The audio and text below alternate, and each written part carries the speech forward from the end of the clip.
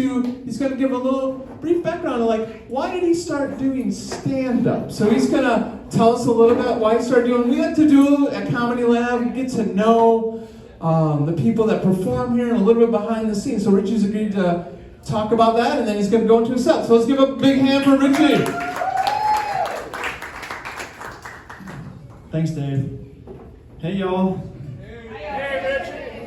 So I started a couple years ago doing this, and it was really Pete Kirkwood roped me into it. We were working together, and I was singing some Frank Sinatra, and I didn't know he was in the building. And I was just singing and sanding drywall. I apparently impressed him with my singing, and he was like, "You should try stand-up, or you should try improv." And so I came out to a couple of the improv classes, and Lisa was like dropping the yes and language.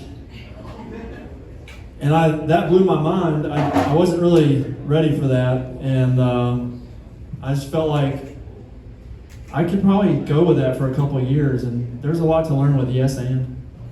And about the same week or so was the comedy festival, was a couple of years ago, and I saw some of these comedians go through their routines, and I thought, I can do better than that.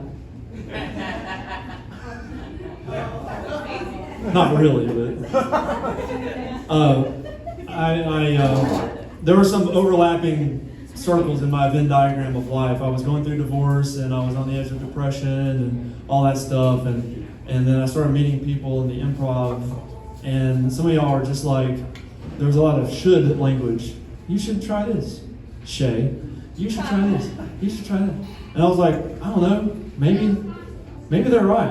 I should start trying things. And so I grew up with storytellers, and I'm from Georgia, so I grew up with Jerry Clower and listening to songs like, you remember Big John? You remember that song? Ne'er wide at the shoulder and ne'er at the hip. Didn't nobody give lip to Big John. We would listen to that on the way to church. And then I'm sitting in church, and they're like, we're going to go to the book of John. And I was like, oh, man.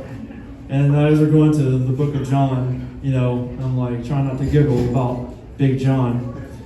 So storytelling, comedy, divorce, depression, and I was like, okay, I'm just going to try to write jokes, which is nearly impossible. And so here I am, up here in front of y'all. Is that good enough, Dave?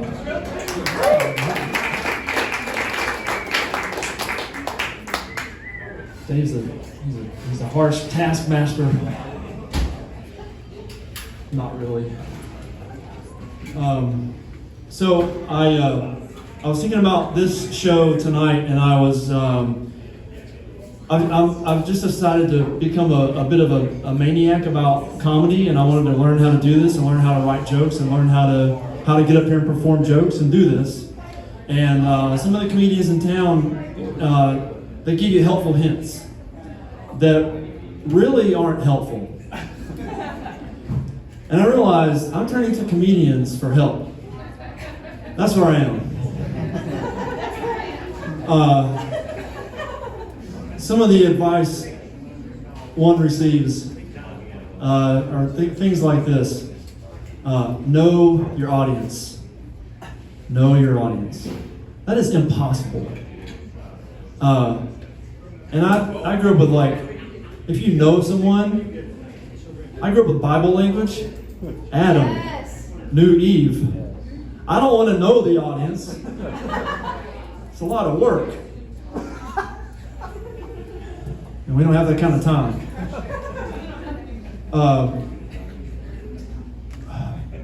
Find out what the audience, what makes them tick is another one that you hear. Like, what makes them tick? And that's impossible. So I just ask y'all, do y'all have any ticks? Because it's tick season. Tick check. Work the crowd was another one. You hear that? I won't do that.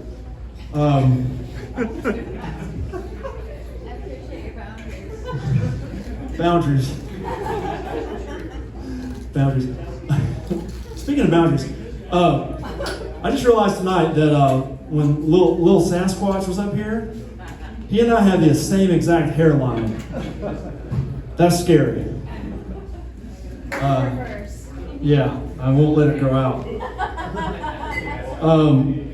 So I've been writing every day. They say write every day, write jokes every day. I've been writing, I used to write about 5 jokes a day, just 5 bad jokes. Now I'm up to about 10 bad jokes a day. It's getting better. I've been practicing with the pregnant pause with my timing. That's more bad advice, because after she's pregnant, you're too late to pause. It's too late.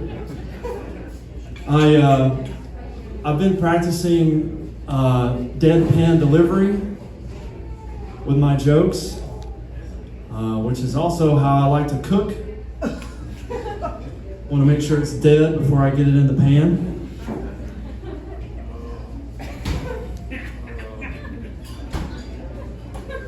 I told y'all it was impossible. I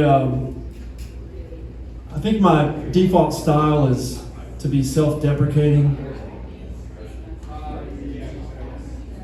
I just deprecated.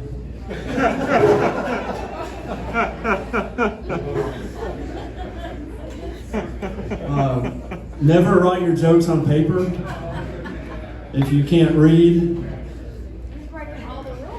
I have diagrams. They're all diagrams.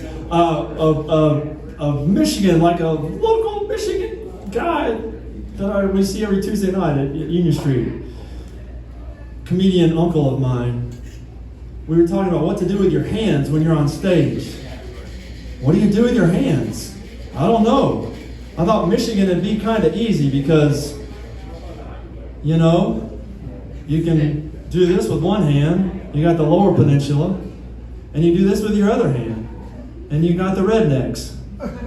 That's what you do with your hands. Seems like an easy answer. Sorry, y'all. I wrote all these jokes this morning.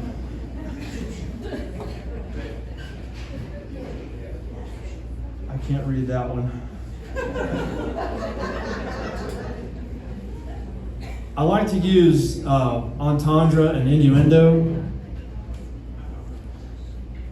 whoever they are. That was a name joke. I like jokes that have setup and a punchline. I like the old school jokes. I'll drop one on you. A draft horse took his rough draft, because he was a draft horse. He took his rough draft to equestrian school because he wanted some feedback. That's a setup and delivery. Should not encourage us. The setup and punchline routine, if you keep the line short, it's easier to punch it. It's closer to you. Kiss also comes in handy when you're writing your jokes. Keep it stupid simple. That's a good one. That was handy. Get to know other performers and other comedians. Get to know them, but not in the biblical sense. That's handy advice. The callback is important. Callbacks are important. Like, I've dropped so many pregnant pauses that my jokes are going to need child support. I was told that I should never sing as a part of my set, and I still don't know about that.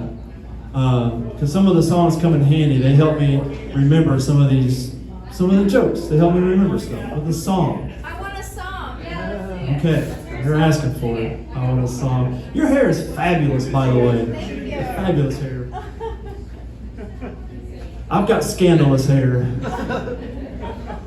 I'll lead you up to a song, okay?